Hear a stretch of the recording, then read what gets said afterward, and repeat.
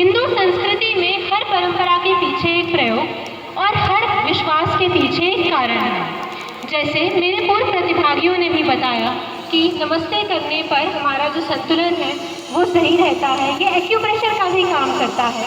और तो और पैर छूने से बड़ों का आदर तो होता ही है, लेकिन उसके साथ साथ हमारे मन की जो ऊर्जा है, जो हमारे शरीर की सकारात्मक ऊर्जा है, उसका भी संचार होता है।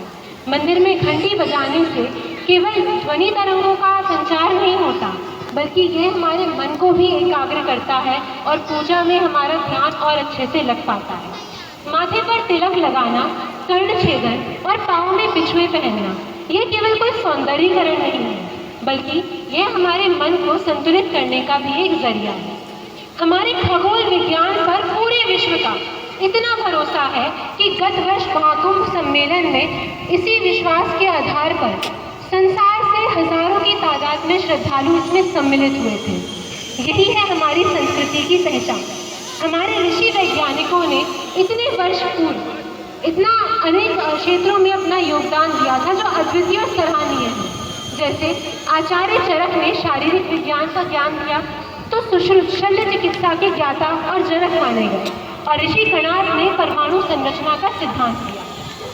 यहाँ तक कि महान आविष्कारक निकोला टेस्ला ने स्वामी विवेकानंद से उपनिषदों का ज्ञान लेकर मास एनर्जी इक्विवेलेंस पर काम किया, और उन्होंने यह माना कि प्राचीन भारतीय अवधारणाएं ब्रह्मांड की भौतिक प्रक्रियाओं को समझने के लिए सबसे सटीक शब्दावली देती हैं। इसका यह मतलब है कि संस्कृत सच में एक वैज्ञानिक भाषा है।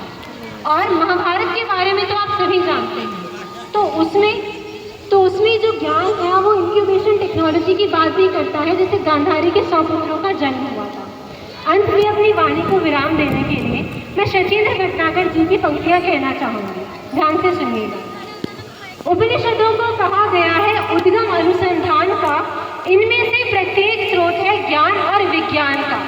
इनको गौ का दुआ कृष्ण ने मंथन किया पुनीत है, मंथन से निकली गीता ही वह अनुपम नवनीत है। इसके सेवन से हो जाते साधक प्रज्ञावान है, यही हमारी हिंदू संस्कृति की सच्ची पहचान है, यही महान हिंदू संस्कृति की सच्ची पहचान है। धन्यवाद। जय हिंद, जय हिंदुस्तान।